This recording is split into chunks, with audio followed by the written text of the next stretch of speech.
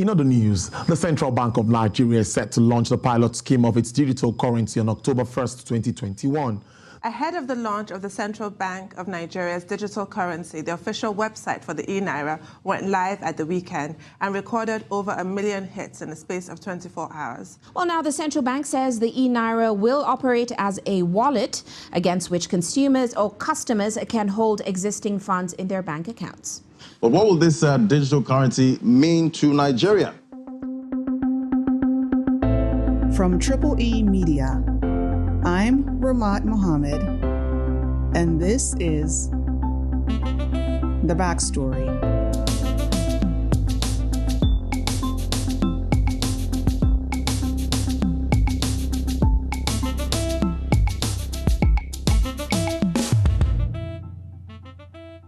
You just heard about the eNaira. That's Nigeria's digital currency. It was set to launch on October 1st, 2021. Now, October 1st has come and gone, and still no eNaira. Nigeria has delayed the launch of its eNaira digital currency, initially planned for Friday, because of the country's independence. But even with the delay, the Central Bank of Nigeria has said it is still committed to launching the digital currency. So while we wait, we went to a market to find out if people know what the eNaira is all about. Have you heard of the eNaira, sir? Yes, of course. I heard about it. eNaira, yes. That it started working on the 1st October 2021. What do you understand by the eNaira? Well, the way I understand eNaira is a money, internet money, or internet banking, this and that. You can be using it for internet. It's anything you are buying, you buy through internet. That's what I understand by eNaira. It's just something I didn't even know about it. He just told me now, so I have to think about it. Can I join your? It's not something that I can just join just like that. I don't know much about it, the full details of it. What are the charges, the benefits to the operator, and the benefit to the person that's using it, the businessman? What we want we need a security on the application because there is hacker. But if there is no hacker, eNaira is a very good option. Everybody can go for it. I'm really interested in it. I'll give it a try because there are many payment platforms that are in existence. Whichever one that is more convenient for my business, I'll adopt it. That's why I say I'll give it a try. If it is more convenient to my business, I'll adopt it. Based on what we heard, it's clear that only a few of us know what the eNaira is. So in this episode, Richard and Anthonieta will cover what we know about the eNaira, why our government has decided to implement it, and what it's going to mean for our economy. But first, what is digital currency? Well, we all know what currency is, right? It's money. Naira, dollars, pounds, euro. We count it, we hold it, and we store it in banks. Digital currency is the same thing, except we don't physically hold it. It only exists in electronic form. Now, doing our research, we came across this video that the CBN posted on the eNaira.com website. And the video is 1 minute long, and it sounds like a commercial for the eNaira. So is the eNaira. The eNaira is a legal tender issued by the Central Bank of Nigeria. So, let's embrace it. The eNaira. Okay, but today we use POS, which is a form of electronic payment, and we also use bank transfers, another form of electronic payment. That's right. In fact, according to the central bank, in the first 3 quarters of 2020, we made over 5 billion electronic payments worth over 780 trillion naira. So aren't we already using digital currency? No. Even though we're making a large amount of payments electronically, the currency behind those payments is still paper. It's not digital. Now, I want you to think of it like this. We made over 780 trillion naira in electronic payments in 2020. And in our current cash-based system, in theory, we should be able to actually withdraw all that money from the banks in the form of banknotes, that is, actual paper cash. Now, in practice, we actually can't withdraw all that money in cash because there is only about 2.8 trillion naira in circulation today. So if we all go to the banks at the same time to try to withdraw money, we would actually only get about 2.8 trillion naira. That means most of our money exists really in electronic form. Exactly.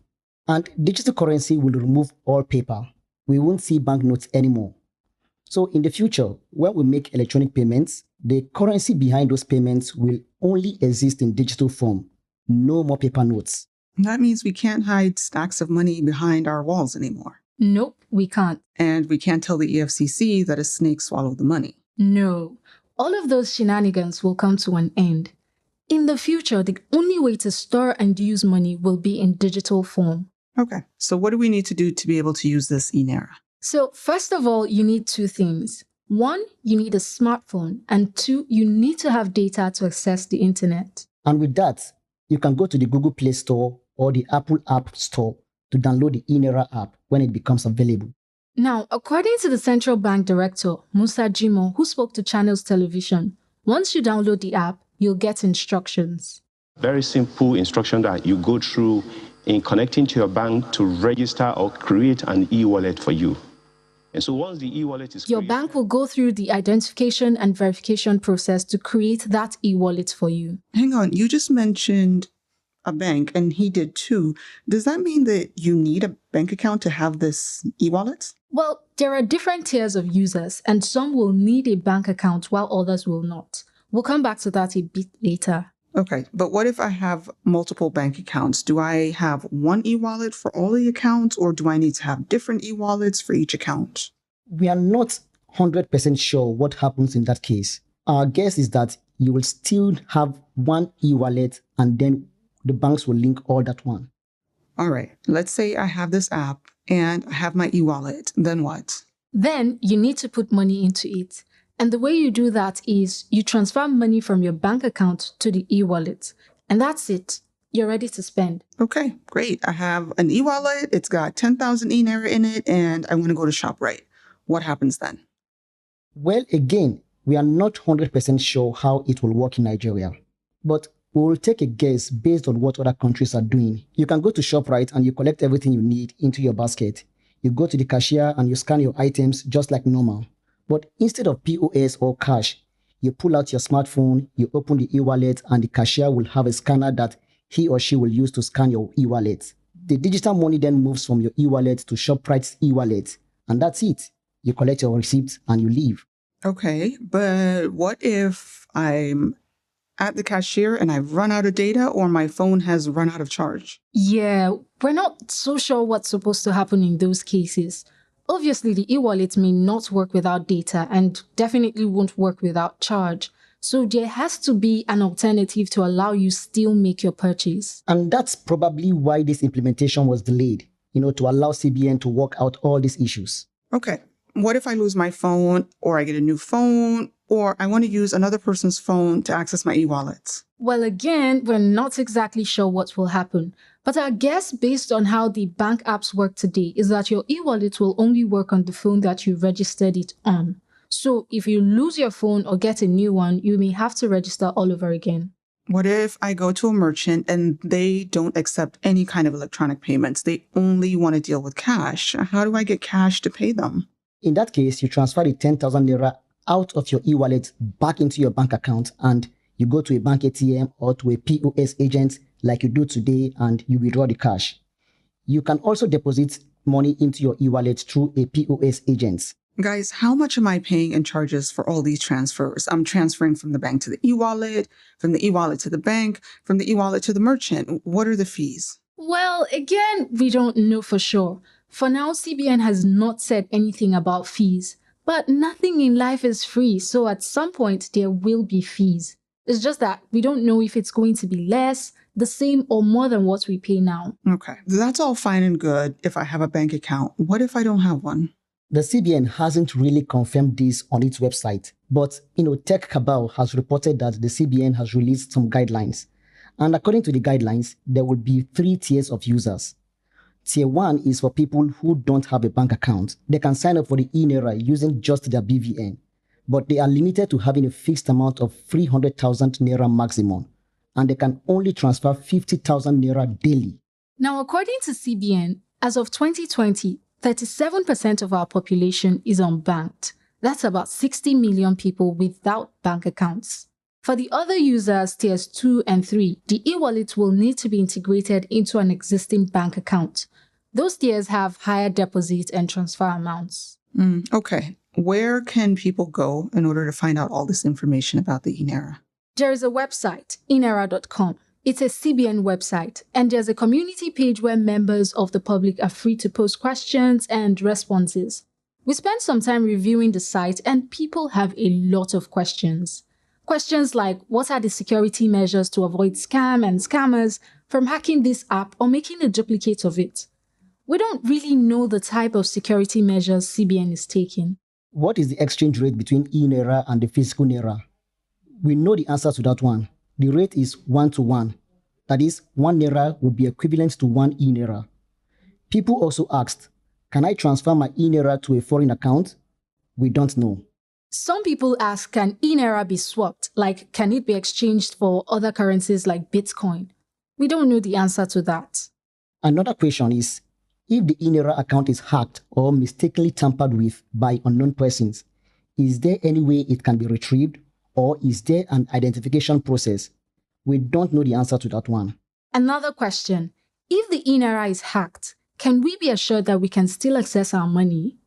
Again, we're not 100% sure, but we do know that eNaira is backed by the CBN, just like currency in the banks today is backed by CBN. So if something happens to a bank today, CBN ensures you can still access your money. We believe this will still be the case with eNaira.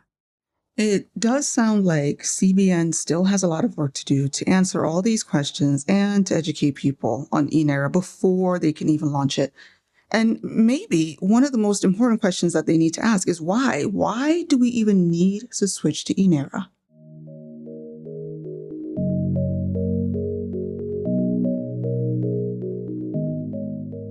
According to the CBN director, Jimo, during the Channels TV interview, there are certain benefits to using the eNaira. Cost. Number one advantage is about cost. Second one is about security. And the third one is about diversification. Let me start from, CBN reported that they spent 49.5 billion naira to print currency in the year 2018. That's the equivalent of over $100 million just to print currency. Now, since the eNaira is digital, there is no printing cost. So in theory, the fees we need to pay for banking will go down. You say in theory. Why in theory? Well, because in practice, the eNaira will also cost money. There's this common misconception that because something is digital or it's on the internet, that means it's free.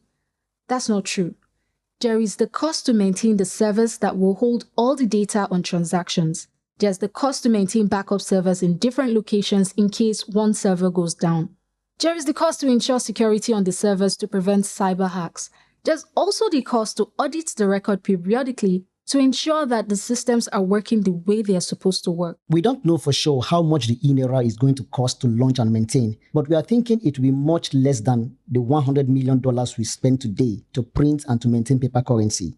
At least a 10-fold or maybe a 100-fold reduction in cost. The other benefit that the CBN director mentioned is improved efficiency. As you know, when we try to do transfers or use the POS today, we're limited by the strength of the telecommunications network. So if the network is weak, transactions can fail or they can take a long time, minutes, sometimes hours before we can see the transaction. But according to the CBN director, this is going to run on a technology that it's almost 99.99% available because the technology will run on. But we're still not sure how eNaira is going to fix the issues we have with the telecommunications network. It seems like with the eNaira, we'll no longer have the issue of transfers just hanging in the air. The eNaira transactions will either pass or fail. There will be no in between. But as long as the apps need the network in order to operate, then the limit to efficiency is still going to be determined by the strength of the network. Another benefit that the director mentioned was diversification. And by that, he meant economic diversification. So basically, the eNaira would allow the government to increase tax collection. Well, it's just basically about bringing about transparency, making sure that everything is very transparent. Transactions are seen. I would imagine that the institution responsible for tax collection, it will be happy to hear this, because basically you have 100% access, to see the data that is. This issue of the government seeing every transaction we make is probably something that will make some people very, very nervous. Right now, in order for the government to see your transactions and your bank account information, they would have to make a request to the banks. And the request would need to be accompanied by a court order. That's because right now, your bank is holding the information and they have a contract with you, their customer. In the case of eNaira, the bank becomes the government. So the government has the information, and in theory, they can view it anytime they want. We reached out to Barrister Damilola Odumosu. My name is Damilola Odumosu. And he is the managing partner at Lonsdale Solicitors based in Lagos.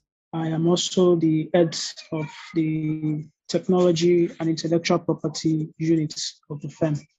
I have been practicing law as well as technology law and intellectual property since 2016. He agrees that the eNaira will make it easier for the government to collect taxes. What I know about payment of taxes is that you have to remit your financial records to the tax authorities to determine what exactly you pay in taxes. But it's quite different here when digital currency is concerned, because it is visible to them. They can see what you earn. They can also see how you spend your money. So the fact that it is in an electronic form on the digital platform makes it easier for the tax authorities to ensure that taxes are paid, the proper taxes are paid. Wait, but then how do you balance that with privacy laws? How much information is too much for the government to have? Right. So we asked him that very question. And he agrees that there needs to be some kind of guideline that is a check and balance to the government's access to this information. Okay, well, that is a fundamental question. For instance, in Nigeria, we have the Nigeria Data Protection Regulation. So in order to balance it, there needs to be a sort of a guideline. One, taxpayers should be given the opportunity to present their tax records. Now, in the event that there is a falsification of financial records, that falsification can give a justification for the tax authorities to go into the record of the taxpayer. So that should be a ground a ground upon which the authorities can verify the financial records of a particular individual who they may, in their estimation, feel that has not provided a genuine record of their finances. So, save except from that, the tax authorities may also require a court order in order to, check the records of a taxpayer who they feel has not provided a sufficient amount of information as regards to their tax financial records. So that, for me, is a way to balance maintaining privacy and also ensuring that the proper taxes are paid. So basically what he's saying is that even though the government will have data readily available to them, they would still need to go through a legal process to access that data. They would still have to first ask you to provide the records, and only then can they access the data in order to verify. How certain are we that the government is going to do that? That the government will follow the rule of law and give citizens the benefit of the doubt? We asked him that too. For me, I just feel it's a way to respect the privacy rights of citizens. Yes, we know that as government authorities, you have the data with you, but respect your citizen. Give them the benefit of doubt that they will provide the proper records which you have. So provide the records, let's see. It's just a way of saying, hear the other side. You already know what happened. You've seen it in video evidence, but still hear what the other side have to say. It's left to be seen if our government, both current and future, will actually respect data privacy when it comes to the eNaira. Our journalists and civil society organizations will need to monitor them very, very closely. So there will be some resistance to the eNaira on the basis of privacy. But according to Barrister Damilola, resistance may also come from other players. First and foremost, I could remember from history when we had the Industrial Revolution. There are certain people who are known as Luddites. They were just against anything machinery. We could see the same thing play out here. Those, for me, who would push against it, number one, those whose business interests to be affected, could be corporations, could even be financial institutions. Then the second category of persons would be those who do not have anything to do with technology. They don't even like the word technology, maybe because of their previous experience through theft or what have you. Then the third arm or the third category of persons I would say would push against this eNaira would be, let's say, can I say politicians, especially those with business interests, especially, we cannot shy away from the fact that, yes, politicians have businesses. And if the eNaira would not provide good value to their businesses, they will most likely push against it. It's human nature. And with resistance, there are bound to be lawsuits. We asked the barrister what lawsuits he anticipates after the eNaira is launched. Okay, I think about a few days ago, the central bank introduced a regulatory guideline on the use of eNaira. For me, yes, it's a guideline and it has a force of law. I would still prefer if we have a specific regulation, either by the central bank or as an act of the National Assembly, because the guideline is limited. I've seen it. It talks about the digital currency management system. There's a dispute resolution there. If you have any complaints, you direct to the customer cares agents. But we need more. For instance, what happened in the event of breach of privacy? Would arbitration solve that issue? Then secondly, what happens, or which court will I go to complain of any grievance on the central bank's digital currency platform?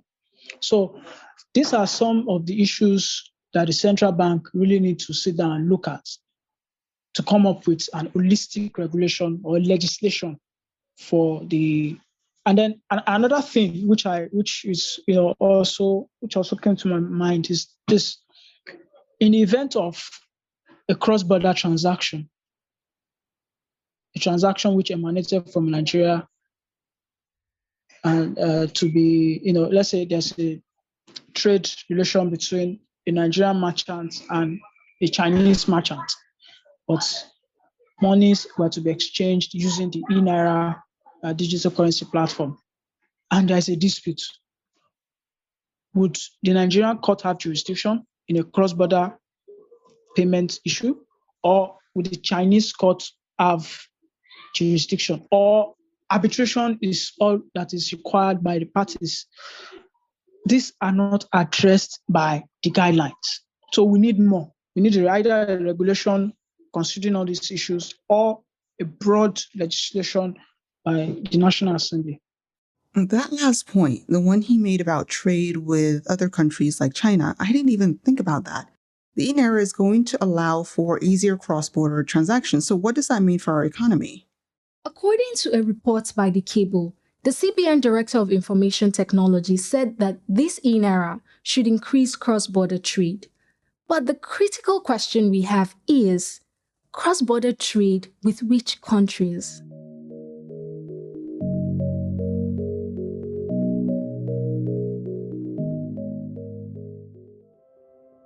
I am generally optimistic about the move to eNaira, our digital currency. I'm fairly certain that we will work out the technical issues, though it might take some time. I'm confident that we'll figure out the policies around data privacy after some legal battles. What I'm worried about is what the eNaira is going to mean for cross-border trade. In 2019, Nigeria's main import trading partner was China. China accounted for nearly 30% of imports in 2019. That's about 1/3. And we imported everything from them. Machinery, textiles, you name it, we imported it.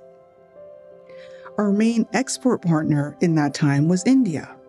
About 16% of what we exported in 2019 went to India. It was mostly crude oil. Now, China is leading the way globally in this move to digital currency. So if they move to digital currency, and if we move to digital currency, and digital is going to make cross-border transactions easier, then it's not rocket science. We are going to see more imports from China. Which then makes me wonder, what's going to happen to all the investments that we've been making to increase our exports? The only way that this digital currency is going to help our macro economy is if we use it to build our partnerships for export. Basically, this is going to mean that we need other African countries, especially our Francophone neighbors, to adopt digital currency. Are they ready to do that? For this episode, we relied on several sources, including eNaira.com and the website for the Central Bank of Nigeria. We'll include links to these sources in our episode notes. And a special thank you to Barrister Damilola Odumosu for your contributions to this discussion. The Backstory is brought to you by E Media Productions. Production copyright 2021 E Media Productions. If you enjoyed this episode of The Backstory and want to hear more, subscribe to our 234 Audio YouTube channel. Episodes of this podcast and our other podcasts can also be found on our website, 234audio.com, as well as Apple Podcasts, Google Podcasts, TuneIn Radio, Spotify, and wherever you get your podcasts. This episode of The Backstory was produced by Anthonieta Kalunta, Richard Anyebe, Dominic Tabakaji, and Sam Tabakaji. Executive producer Rahmat Muhammad. Special thanks to Usman Ibrahim and Malaiwa Gbado Ikaleku. If you are interested in sponsoring this program, reach out to us at 0818-230-1234 or email us at info@234audio.com. I'm Rahmat Muhammad. See you next week.